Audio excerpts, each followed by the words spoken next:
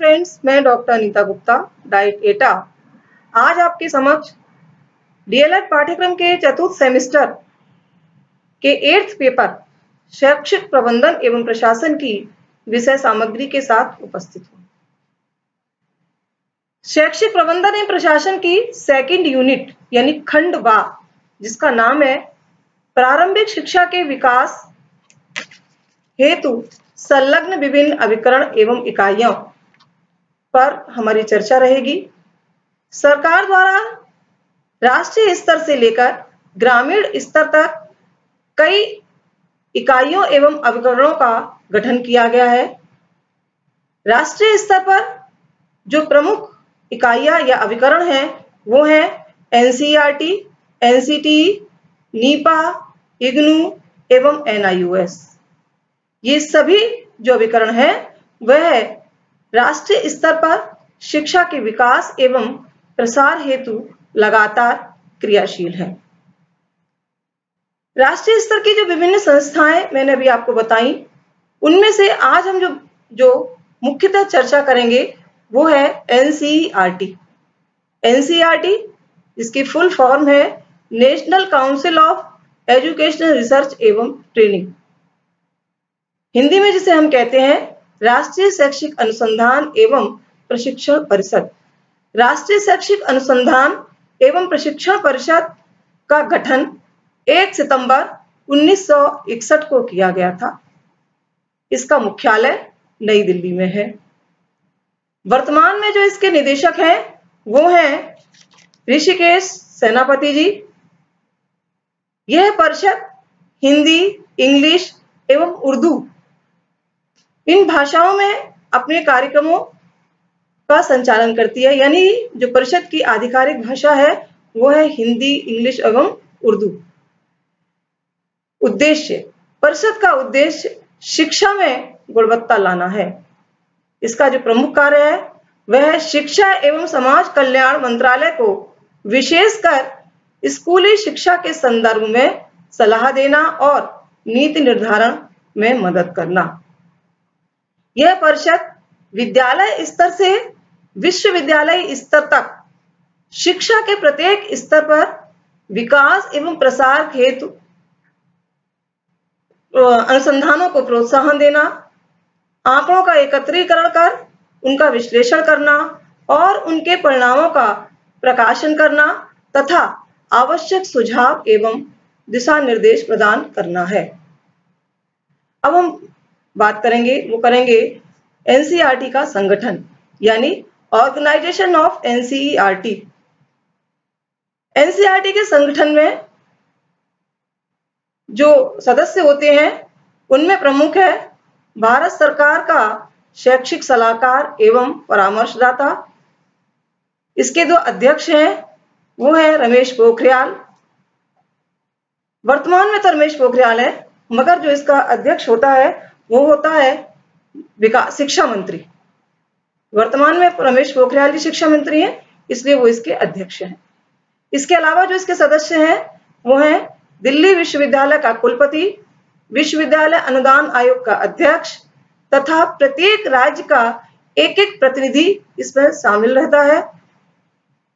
12 सदस्य वो होते हैं जिन्हें भारत सरकार द्वारा मनोनीत किया जाता है। इस प्रकार इसके संगठन में ये विभिन्न जो अभिकरण हैं वो अपना प्रतिनिधित्व करते हैं। नेक्स्ट हम बात करेंगे एनसीईआरटी की शैक्षिक सहयोगी इकाइयां एवं विभाग। राष्ट्रीय शैक्षिक अनुसंधान एवं प्रशिक्षण परिषद अपनी शैक्षिक इकाइयों के साथ या अपनी शैक्षिक इकाइयों का सहयोग प्राप्त करके शिक्षा से संबंधित विभिन्न कार्यों को संपूर्ण देश में संचालित करती है। वे इकाइयां हैं राष्ट्रीय शिक्षा संस्थान नई Delhi, national institute of education, संक्षेप में जिसे हम एनआईई के नाम से जानते हैं। नेक्स्ट जो इकाई है वो है केंद्रीय शैक्षिक प्रौद्योगिकी संस्थान नई Delhi, central institute of educational technology, इसे संक्षेप में कहते हैं CIET। व्यवसायिक शिक्षा के संबंध में जो संस्थान है उसका नाम है पंडित सुंदरलाल शर्मा केंद्रीय व्यवसायिक शिक्षा संस्थान भोपाल। एनसीईआरटी के 4 क्षेत्रीय कार्यालय हैं और इन चारों क्षेत्रीय कार्यालयों की मदद से यह परिषद संपूर्ण देश में 4 भागों में 4 जोन में विभाजित कर अपने कार्यों का संपादन करती है और वे 4 जो क्षेत्रीय कार्यालय हैं वे हैं भोपाल, अजमेर, भुवनेश्वर और मैसूर। इसके अलावा 17 और क्षेत्रीय कार्यालय हैं जो अधिकांशतः संपूर्ण देश की अधिकतर राज्यों की राजधानियों में स्थित हैं।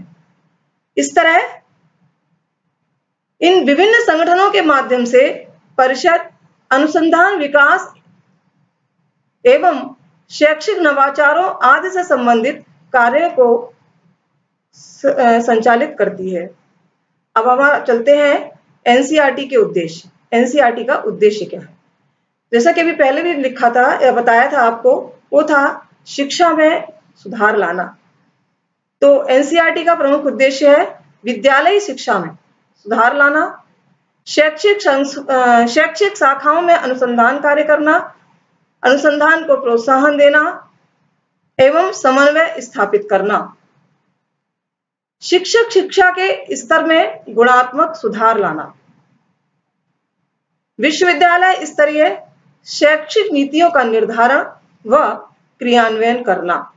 यानी विद्यालय स्तर पर, विद्यालय शिक्षा से तो आप लोग परिचित ही हैं, कक्षा 12 तक की शिक्षा को विद्यालय शिक्षा के नाम से जानते हैं। तो विद्यालय शिक्षा के लिए जो नीतियां हैं उनका निर्धारण करना एवं उनका क्रियान्वयन किस प्रकार से किया जाए, यह भी एनसीईआरटी का ही कार्य है। इसके अलावा है पाठ्यक्रम एवं पाठ्यचर्या का निर्माण एवं सुधार करना। कक्षा 1 से कक्षा 12 तक की जो विभिन्न पुस्तकें हैं उसका क्या पाठ्यक्रम रहेगा, क्या उसकी पाठ्यचर्या रहनी चाहिए, ये सब इनका निर्माण करना और उसमें सुधार लाना भी एनसीईआरटी का ही प्रमुख उद्देश्य रहता है। इसके अलावा कक्षा 1 से कक्षा 12 तक की पाठ्य पुस्तकों को तैयार करना एवं उनका प्रकाशन कराना भी एनसीईआरटी का ही कार्य क्षेत्र है। इसके अलावा शिक्षा की नवीन तकनीकों एवं नवाचारों को प्रोत्साहन देना, यानी अध्यापक शिक्षण के लिए नवीन तकनीकों, क्या क्या नई टेक्निक्स अपनाई जाए, क्या क्या प्रोत्साहन किए, क्या क्या नवाचार को प्रोत्साहन दिया जाए, जो इस विद्यालय शिक्षा है वह गुणवत्तापूर्ण हो। इसके अलावा जो कार्य है वह अनुदेशन सामग्री तैयार करना, विज्ञान किट तैयार करना, कंप्यूटर साक्षरता हेतु पाठ्यक्रम तैयार करना एवं रिसोर्स सेंटर की स्थापना करना। अंतर्राष्ट्रीय संस्थाओं यूनेस्को व यूनिसेफ के साथ संपर्क स्थापित करना, शैक्षिक सूचनाओं का संकलन एवं संपादन करना भी एनसीईआरटी का प्रमुख कार्य क्षेत्र है। इसके अतिरिक्त